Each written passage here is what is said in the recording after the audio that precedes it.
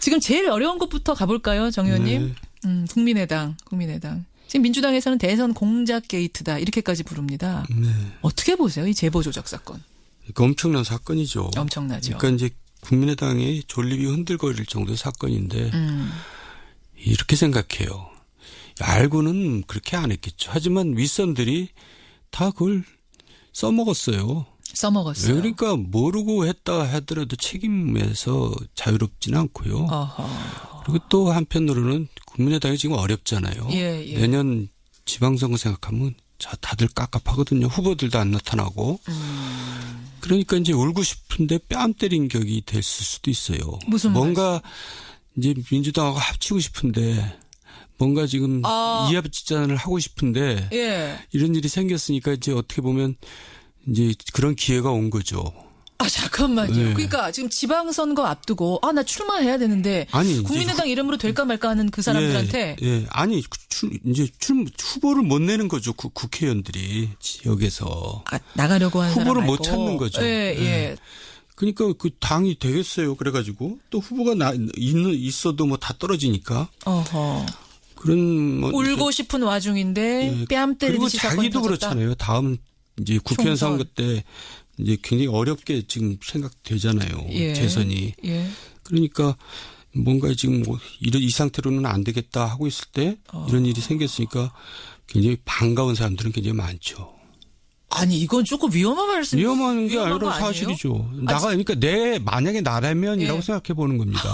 나라면 그런 사람들 지금 겉으로 그런 사람이 없지만 속으로 그런 사람이 있을 수도 있다. 그 말씀을 그러면 다시 해석해 보면 이른바 엑소더스 대탈출이 시작될 수도 있다고 보세요.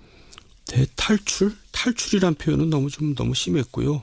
어쨌든 이 명분이 생기는 거였죠, 점점. 그러니까 이제 명분. 더 솔직히 얘기하면 안철수로부터 자유로울 수 있는 명분이 생기는 거죠. 그러니까 안철수를 국민의당에서 떼낼 수 있는 이제 시기가 온 거죠. 아니 안철수 전 대표가요. 전 후보가 이르면 오늘 입장 발표한대요. 그럼 그 입장은 무슨 입장이 될 거라고 보세요? 아니 뭐 돼야 한다고 보세요? 굉장히 통렬한 사과를 해야 될 텐데. 일단 사과는 기본으로 할 거고. 근데 이제 사과야 뭐 당연한 거고. 근데 저는 이제 어차피 안철수 전 대표는 재기가 어렵다고 보고 있거든요. 이런 일이 없더라도. 네. 근데 이런 일이 생겼기 때문에 치명적으로 이제 사실 죄송하지만 종친 겁니다. 종쳤다가 오늘 여기서 나올 줄은. 아니에요. 자꾸 종쳤다는 얘기를 유도하시는 것 같아요. 아니, 먼저 하셨어요. 제가 유도한 거 아닙니다. 근데 어떤 내용의 사과를 하더라도. 하여간 저는 다시는 이제 기회가 없다고 생각해요. 그분한테. 너무 결정적인 이게 치명타였다고 보세요. 이번 사건이. 그렇습니다. 이거 참 안철수 전 대표로서는 너무 아픈 얘기가 될 텐데. 뭐 안 됐죠. 근데 안철수 전 대표가 지금 몰랐다는 거거든요. 그 측근들한테 나오는 얘기를 들으면 심지어 마지막에는 네거티브가 너무 심해져서 안철수 전 대표 개인은 상당히 그걸 싫어했대요. 그런 분위기를. 그래서 뚜벅이 유세하고 막 이랬다는 건데 그랬다고 하더라도 책임은 물론 최종 책임은 이 사람한테 있다. 그럼요. 그렇군요. 그렇게 보시는군요. 그럼 다시 이 얘기로 좀 돌아와 보죠. 아까 전에 울고 싶은데 뺨 때린 듯해서 좋아할 사람도 속으로 있을지 모른다 하셨는데 탈당 혹은 당의 흡수 통합 이런 것까지도 생각하시는 거예요? 그러니까 민주당도 지금 어렵잖아요. 국민적인 지지가 높지만은 지금 수적으로 국회가 상황이 지금 여의치 않잖아요. 여소야대. 그러니까 뭔가 대화가 오고 가겠죠. 물밑 대화가. 상식적으로 생각할 때. 형식적으로 생각할 때. 지금 당장은 아니겠지만. 그리고 최근 들어서 박지원 대표 같은 경우도 말이 왔다 갔다 하시잖아요. 어떻게 왔다 갔다요? 그러니까 뭔가 좀 민주당에 대해서 굉장히 호감 표시도 문모닝 하고. 하다가 문생큐 하고 뭐 이러시는 거. 그러니까 그게 이제 사실은 속내를 보여주는 거죠. 점점 대화를 할 겁니다. 대화를 할 것이다. 물밑으로. 그러면은 개개인이 탈당하는 방식보다는 당대당으로 뭔가가 이루어질 방식. 그래야 서로 편하죠. 보세요. 그래야 서로 너무 남의 얘기라고 쉽게 하시는 거 아니에요? 아니 또 그렇게 돼야 마땅하고.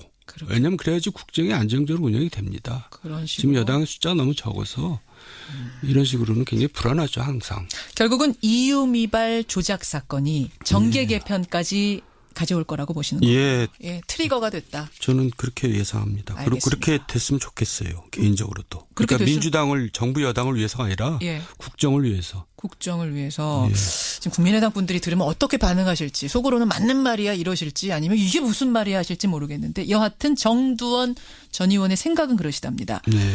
그러면 일단 단독 범행이라는 거에 대해서는 맞다고 보세요? 아니면 윗선도 알았을 가능성이 있다고 보세요? 알고는 그렇게 못하죠. 알고는 못합니까? 예. 그렇게 막 갈 수는 없죠. 그렇게 막 갈. 아니 근데 여기 지금 국회의원 40명이나 있는 공당이거든요. 네. 심지어 검찰 출신 분들도 계시는. 이런 당에서 어떻게 그렇게 허술하게 할 수가 있나. 이게 이해가 안 가서요. 급했던 모양이죠. 그 당시에. 너무 급해서. 예. 그래도 그렇지. 그래도 그렇지. 예. 정말 그래도 그렇지란 말이 절로 나옵니다. 국민의당 상황. 덧붙이실 말씀 있으세요?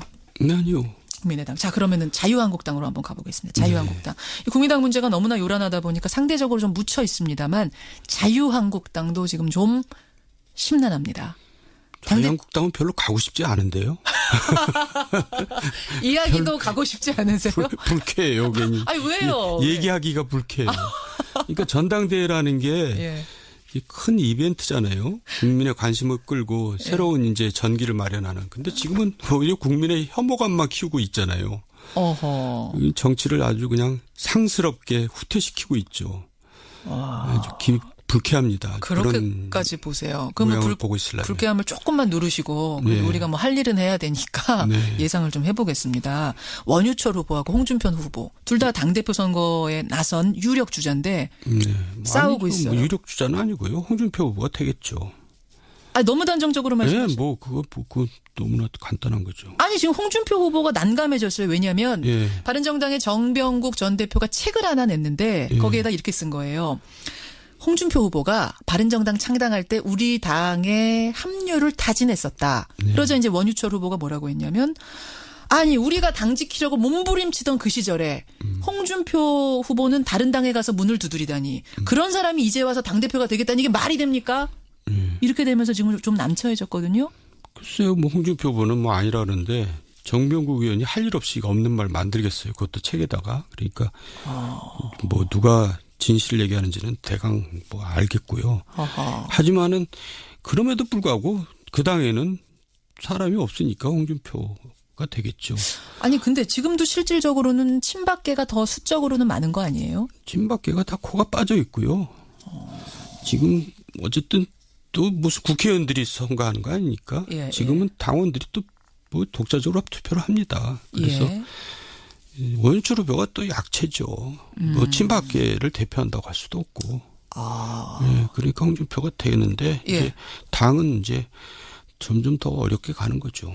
아니 홍준표 후보가 되는 거는 분명하다고 지금 예언을 하셨는데 네. 홍준표 후보를 당이 밀어준다는 얘기는 홍 후보가 괜찮다. 이 사람이 오면 당이 강해질 거다라고 뽑는 건데 왜 당은 어려워질 거라고 보세요? 그 당이 수준이 지금 그 정도 수준에 가 있는 거죠. 사람이 그렇게 없는 거고 또 그런 정도의 대표를 뽑을 수밖에 없는 그런 위치라 그럴까. 그러니까 어쨌든 자유한국당은 시간 문제지 사라지거나 아니면 나중에는 이제 조그만 극우정당으로 남을 겁니다. 조그만한 당으로. 네. 그럼 거기도 이거는 어떻게 종이라는 얘기 제가 우리나라에도 극우정당 하나 정도는 있을 필요 있지 않아요? 극우 세력들이 있으니까. 극우 정당으로 조그맣게 나올 거다. 네. 그렇게 보세요. 지금과 같은 큰 정당으로서는 종쳤다고 보세요? 종쳤죠. 쳤다고. 예. 이야, 그렇게 보시는군요. 근데 제가 지금 무슨 얘기를 바른정당 말입니다. 지금 이제 정두원 전 의원은 무소속입니다, 여러분. 그렇기 때문에 제가 편안하게 질문을 드리는데 지금 수적으로 보면 바른정당이 훨씬 약체거든요. 네. 바른정당은 그럼 어떻게 보세요? 바른정당이요? 예. 바른정당도 사실 자유한국당하고 그렇게 차별성이 없기 때문에 국민들이 지지를 보내지 않고 있는 거죠. 차별성이 없다고 보세요? 얼굴이 없어요. 얼굴? 네. 그리고 그러니까 이제 정당에는 얼굴 또 그걸 더 구체적으로 얘기하면 예. 차기 지도자감 이런 거거든요. 거기에 유승민 전 대통령 후보 있잖아요. 그게 아니라는 거죠. 지금 지지율이. 그 정도로는. 네. 그러니까 지난번 나온 그거만큼이라는 거죠. 그거 가지고 다음에 무슨 지도자가 되겠어요. 아니 거기서부터 시작할 수도 있는 거 아닙니까? 근데 지금 당 지지율 보면 그게 아니라는 걸 보여주는 거죠. 지금 한 6%대. 베스트를 그냥 다 한 거죠. 그걸로. 그게 최고라고 보세요. 네. 생애 베스트를 한 겁니다. 생애 베스트까지라고 보세요. 그러니까 당이 그렇죠. 그렇지 않으면 당이 왜 저러겠어요. 그러면 바른정당이 좀 일어서려면 빨리 새로운 얼굴, 당의 얼굴을 찾아야 된다고 보세요. 근데 누가 또 가겠어요, 거기를.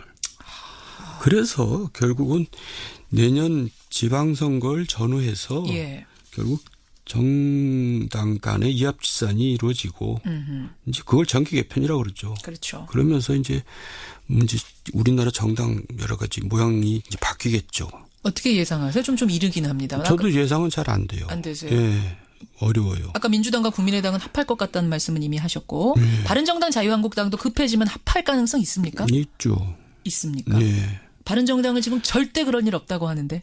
아니 이해운 대표 얘기 보면 좀 이상스러운 부분도 있고 그래요. 어디요? 그러니까 왜 그러냐면 이제 이거 현실 정치를 해본 사람들이 이제 아는 얘기인데 지방선거를 다시 얘기하지만 지방선거를 생각하면 갑갑한 겁니다. 후보를 못 구하고 있어요. 바른정당이나 지금 자유한국당이나. 아니 후보가 안 나오면 그냥 안 나오는 대로 치르면 안 돼요? 그러면 이제 정당 자체가 점점 사라진다는 얘기죠. 왜 자기가 후보를 못 내면 자기 선거 때 이제 도와줄 사람이 없다는 거죠. 바로 그거죠. 여러분, 그러니까 나와서 꼭 당선이 되느냐 아니냐를 떠나서 지역마다 하나씩 후보 내는 게 그렇게 중요하다면서요.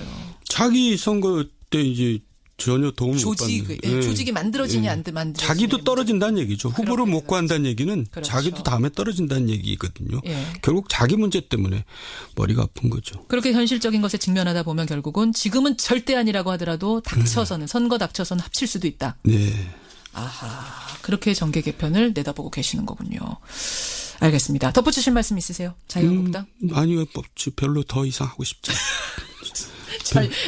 자유한국당 넘어가겠습니다. 지금 시간 별로 안 남았는데 인사청문회 얘기 잠깐 할게요. 인사청문회. 네. 지금 야당의 태도, 여당의 태도, 정부의 태도, 청와대 태도 어떻게 보세요?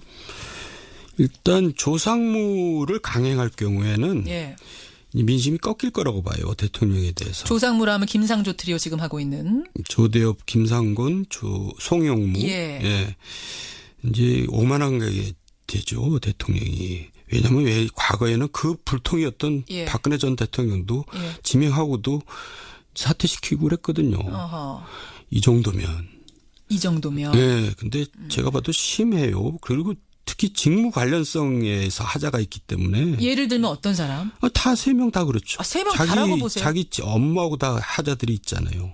특히 송영무 장관 같은 경우가 제일 심한데 자기 업무와 관련해서 그 고액 자문료도 받고.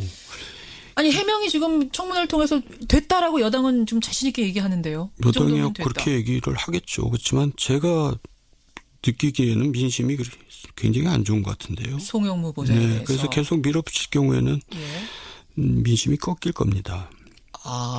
송영무 후보자 해명한다고 사실은 해명했고. 그래서 하지만 적어도 셋 중에 한둘은 희생이 불가피하지 않느냐 그렇게 보는데 제가 볼 때는 그냥 강행할 것 같은데요. 그렇게 보이세요. 하지만 그럼 강행하고 나서 민심은 꺾일 수 있다. 지금 상당히 고공 지지율이 있기 때문에 가는 것인데. 고공 지지율 때문에 오만한 거죠. 국민들은 오만한 것도 못 참습니다. 한두 명에 대한 희생은 필요하다는 걸 느껴야 된다. 본인을 위해서 필요한 거죠. 대통령 본인을 위해서. 그렇게 보세요. 그럼 제일 잘한 인사는 혹시 누구였다고 보세요? 초기에는 잘했어요. 윤석열 중앙지검장이나 노태강 문체부 차관, 경제부총리 또 보훈처장 잘하다가 이제 결국은 현실이 그래요. 우리나라 현실이. 그러니까 지금 우리 현대사가 참 어렵게들 다 사느라고 그렇게 다들 맑지가 않아요. 그런데 청문회 인사 기준은 너무 높고 그 괴리가 크다 보니까 언제 청문회가 조용한 적 봤어요? 없죠. 그러니까 굉장히 자신했던 게 잘못이죠. 현실이 그런 거를 모르고 이제 인사 기준을 너무 높게 공약을 했던 거죠. 아하, 알겠습니다. 그런 부분들 때문에 결국은 민심을 좀 봐야 하는데 지금 정도원 전 의원이 느끼는 민심은 한두 사람 정도의 희생이 필요하지 않겠는가라는 조언 정도에 대고 하셨어요. 오늘 여기까지 월간 정도원을 볼 텐데 청취자 6968님이 주간 정도원으로 좀 개편해주면 안 되겠느냐. 조언, 제안을 하셨어요. 그러자 9621님이 일간 정도원 안 되겠습니다. 괜찮으세요? 한 달 정도도 힘든데 어떻게. 아예 할 일 없으시다면서요. 네? 그렇다고 와서 아무 말 할 수 없잖아요. 굉장히 바쁘세요 요새 정도원 전 의원. 이제 7월입니다. 월간 정도원이니까 7월 정말 여름에 한복판에 만나 뵙겠네요. 네. 예, 베트남 잘 다녀오시고요. 네. 베트남 커피 한 잔. 네, 그러겠습니다. 여기까지 월간 정도원 수고하셨습니다. 건강하세요. 이제 그런 기회가 온 거죠. 잠깐만요. 네. 그러니까 지금 지방선거 앞두고 나 출마해야 되는데 아니, 국민의당 이름으로 될까 말까 하는 그 사람들한테 아니 이제 후보를 못 내는 거죠. 국회의원들이 지역에서 나가려고 하는 후보를 사람 못 찾는 거죠. 예. 그러니까 그 당이 되겠어요. 그래가지고 또 후보가 있어도 뭐 다 떨어지니까. 어허. 그런 울고 싶은 와중인데 뺨 때리듯이 그리고 자기도 그렇잖아요. 다음 이제 국회의원 선거 때 이제 굉장히 어렵게 지금 생각되잖아요. 재선이. 예. 그러니까 뭔가 지금 이 상태로는 안 되겠다 하고 있을 때 이런 일이 생겼으니까 굉장히 반가운 사람들은 굉장히 많죠. 아니 이건 조금 위험한 말씀. 위험한 게 아니라 사실이죠. 그러니까 만약에 나라면이라고 생각해 보는 겁니다. 나라면 그런 사람들 좀 속으로 지금 제일 어려운 것부터 가볼까요, 정 의원님? 국민의당. 지금 민주당에서는 대선 공작 게이트다 이렇게까지 부릅니다. 네. 어떻게 보세요, 이 제보 조작 사건? 그러니까 엄청난 사건이죠. 엄청나죠. 그러니까 이제 국민의당의 존립이 흔들거릴 정도의 사건인데 이렇게 생각해요. 알고는 그렇게 안 했겠죠. 하지만 윗선들이 다 그걸 써먹었어요. 그러니까 모르고 했다 하더라도 책임에서 자유롭지는 않고요. 어허. 그리고 또 한편으로는 국민의당이 지금 어렵잖아요. 내년 지방선거 생각하면 다들 깝깝하거든요. 후보들도 안 나타나고. 그러니까 이제 울고 싶은데 뺨 때린 격이 됐을 수도 있어요. 무슨 뭔가 이제 민주당하고 합치고 싶은데 뭔가 지금 이합집산을 하고 싶은데 이런 일이 생겼으니까 이제 어떻게 보면 물론 최종 책임은 이 사람한테 있다. 그럼요. 그렇군요. 그렇게 보시는군요. 그럼 다시 이 얘기로 좀 돌아와 보죠. 아까 전에 울고 싶은데 뺨 때린 듯해서 좋아할 사람도 속으로 있을지 모른다 하셨는데 탈당 혹은 당의 흡수 통합 이런 것까지도 생각하시는 거예요? 그러니까 민주당도 지금 어렵잖아요. 국민적인 지지가 높지만은 지금 수적으로 국회가 상황이 지금 여의치 않잖아요. 여소야대. 그러니까 뭔가 대화가 오고 가겠죠. 물밑 대화가. 상식적으로 생각할 때. 형식적으로 생각할 때. 지금 그리고, 당장은 아니겠지만. 그리고 최근 들어서 박지원 대표 같은 경우도 말이 왔다 갔다 하시잖아요. 어떻게 왔다 갔다 해요? 그러니까 뭔가 좀 민주당에 대해서 굉장히 호감 표시도 문모닝 하고. 하다가 문센큐 하고 뭐 이러시는 거. 그러니까 거든요. 이런 일이 없더라도.